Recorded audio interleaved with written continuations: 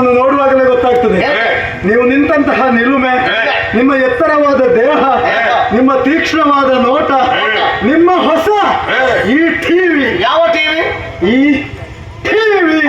TV. ಹೌದು, ಇದರಿಂದಲೇ ಅರ್ಥವಾಗ್ತದೆ ನೀವು ವೀರರು.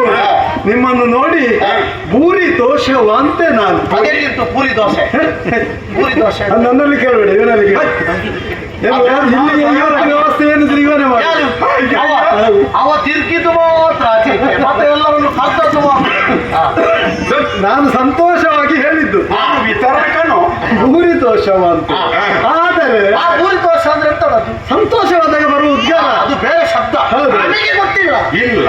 ಆದರೆ ಮೊದಲೊಬ್ಬರನ್ನು ಕಂಡಿದ್ದೇವೆ, ಅವನನ್ನು ತೋರಿಸು ತೋರಿಸು ಅಂತ ಹೇಳ್ತಾ ಇದ್ದೀನಿ.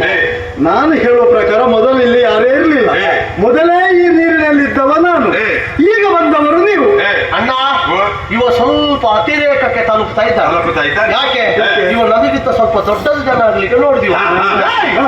ಇದಂತ ಹೇಳಿದ್ದು ಮೊದಲೇ ಇಲ್ಲಿದ್ದವ ನಾನು, ನೀವಲ್ಲ. ನೀವು ಈಗ ಬಂದದ್ದು. ನಾವಿಬ್ಬರು ಮೊದಲು ಹುಟ್ಟಿ ಇಬ್ಬರಿಬ್ಬರನ್ನು ಹುಡುಕಾಡಿದ್ದೇವೆ. ನೀವು ಹುಟ್ಟಿದ್ದು ಮಾತ್ರ ನೋಡ್ಲಿಲ್ಲ. ಒಂದು ಕೆಲಸ, ನೀನು ಮೊದಲು ಇದ್ದವ ಅಂತ ಹೇಳಿದ ಮೇಲೆ ನೀನು ಇಲ್ಲಿಗೆ ಯಾರು ತರಬೇಕಲ್ಲ? ನಿಮಗಿಂತ ಮೊದಲೇ ಇಲ್ಲಿರಬೇಕಾದ್ರೆ ನಾನು ಯಾರು?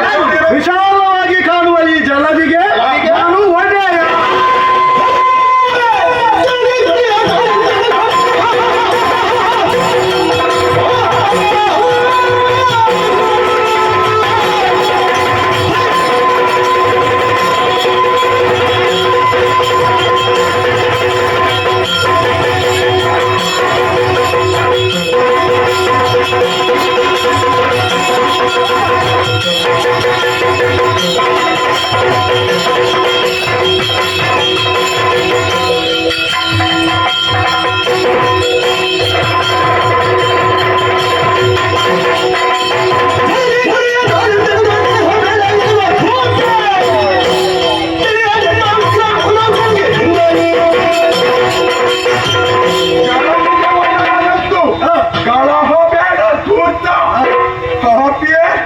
ನಿನಗೆ ಕಪಾಲಕ್ಕೆ ಬಂದು ಬಾರಿಸಿದ್ರೆ ನೀರಿನಲ್ಲಿ ಕೈ ಭಾಷೆಯಲ್ಲಿ ನೀರು ನೀರು ಕೇಳಬೇಕು.